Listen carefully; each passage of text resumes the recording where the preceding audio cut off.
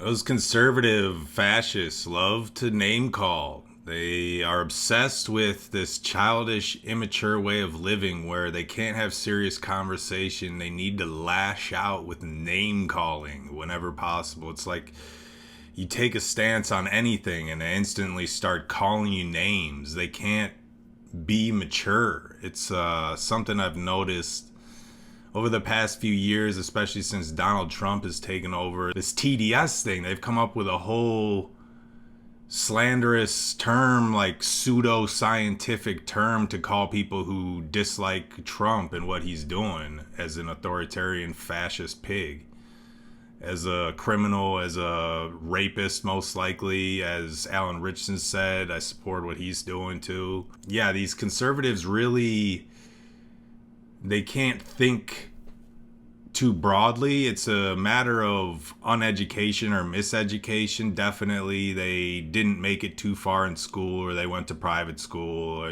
like had everything handed to them in life and didn't have to work for what they have. That's typical of a conservative Republican in America.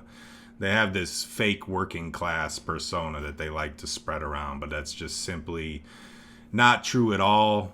Republican is synonymous with entitlement and privilege in America. It's maybe different abroad, but here in America, no, the fascists are stupid, lazy, pathetic, weak, slow human beings. The Republicans are not for a republic, they're just bigot, abuser, fascist filth. And that's American culture. That's what American is, for the most part. It seems like pretty much everyone gravitates in that direction. Whenever a president gets elected, they gravitate towards him or become more like him.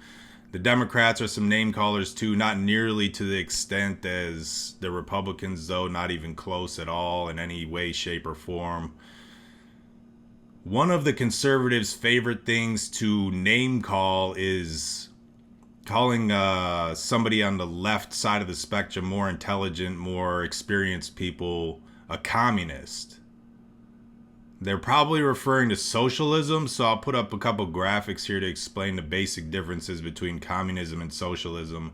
Obviously, they're different in key ways, but that's not stuff that American Republicans pay attention to, right-wingers. They ignore fact, they go with fantasy and fiction, delusion, and anytime you describe them in this way, they'll try to bounce it back on you. This is just what they do, as I've said. They're extremely immature and don't care to learn. They don't want to learn. They'd rather just have generations and generations, thousands of years of privilege, and not have to work for what they have. That's just the conservative Republican right-wing way in America. Just be handed everything and not have to work for anything that you have. That's their way.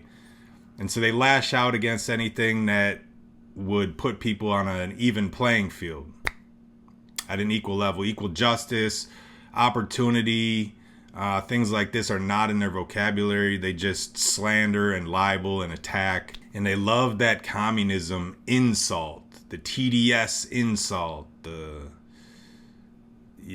They like to call liberals, like they use the word liberal as an insult.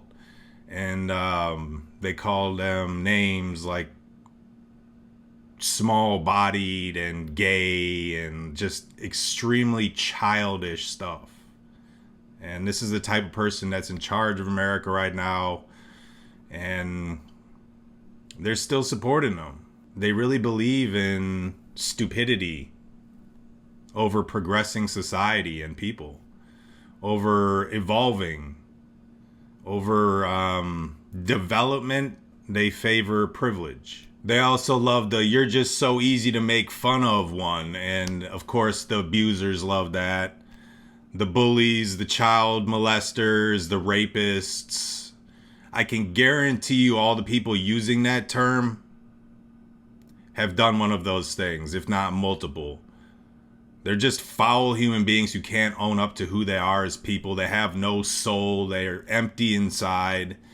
And so they lash out. and they call people names and attack others who are trying to better themselves in the world. They also love the I bet you fill in the blank.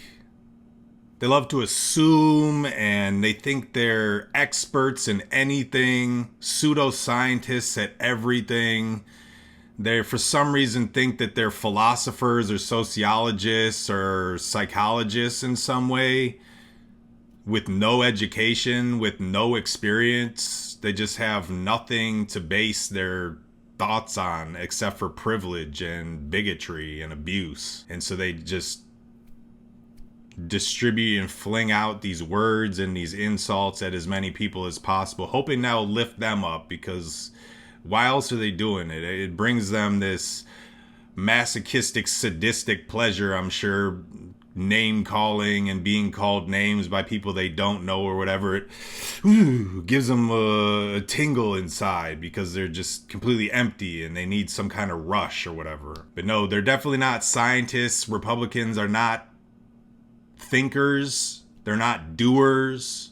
They just exist. So that's just a little bit for those who may be confused and wanting to know some more about it themselves, who are not from America or sort of not into politics, which is nonsense. Everyone's into politics. You're just a spineless centrist moderate. So work harder, learn more, get out into the community, get involved,